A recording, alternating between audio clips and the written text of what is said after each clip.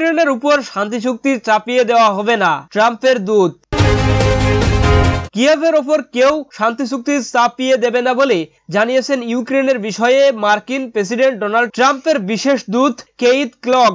স্থানীয় সময় সোমবার 17 ফেব্রুয়ারি বেলজিয়ামের রাজধানী ব্রাসেলসে পশ্চিমা সামরিক জোট ন্যাটোর সদর দপ্তরে সাংবাদিকদের একথা বলেন তিনি। ওয়াশিংটন ভবিষ্যৎ ইউরোপীয় শান্তিরক্ষীদের জন্য নিরাপত্তা নিশ্চিত দেবে কিনা সে সম্পর্কিত প্রশ্নের সমাধান পরে করা হবে বলে জানান কেইথ কেলগ।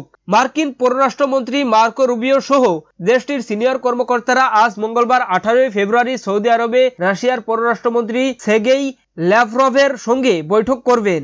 এই বৈঠকের মধ্যে ইউক্রেন যুদ্ধ বন্ধ করা সহ যুক্তরাষ্ট্র রাশিয়ার মধ্যকার সম্পর্ক নিয়ে আলোচনা হবে। ট্রাম্পের বিশেষ দূত কেইথ কেলগ বলেছেন তিনি চলতি সপ্তাহেই কিয়েভে গিয়ে ইউক্রেনের প্রেসিডেন্ট ভলোদিমির জেলেনস্কির সঙ্গে সাক্ষাৎ করবেন। ব্রাসেলসে ন্যাটোর সদর দপ্তরে কেইথ কেলগ সাংবাদিকদের বলেন, একটি সার্বভৌম জাতির একজন নির্বাচিত নেতার উপর কেউ চুক্তি চাপিয়ে দেবে না। কেইথ কেলগ জানান ইউক্রেনের বিষয়ে তিনি ইউরোপীয় মিত্রদের সঙ্গে কথা বলবেন। ইউক্রেন নিয়ে যুক্তরাষ্ট্রের শান্তি আলোচনা অন্তর্ভুক্ত হওয়ার জন্য ইউরোপীয় নেতারা ওয়াশিংটনে চাপ দিচ্ছেন। তবে কেইথ কেলগের মতে সবাইকে নিয়ে আলোচনায় বসা সম্ভব নয়। সাম্প্রতিক দিনগুলোতে ইউক্রেনের বিষয়ে রাশিয়ার সঙ্গে আলোচনা নিয়ে ট্রাম্প প্রশাসনের পদক্ষেপে হতবাক হন ইউরোপীয় কর্মকর্তারা। এই অবস্থায় ফ্রান্স, যুক্তরাজ্য, Germany, Denmark, Poland, Italy, Spain, নেদারল্যান্ডসের নেতারা গতকাল মঙ্গলবার প্যারিসে জরুরি বৈঠক করেন। এই বৈঠকে ন্যাটোর ও ইউরোপীয় ইউনিয়নের শীর্ষ কর্মকর্তারাও অংশ নেন। দর্শক, এই ছিল আজকের সর্বশেষ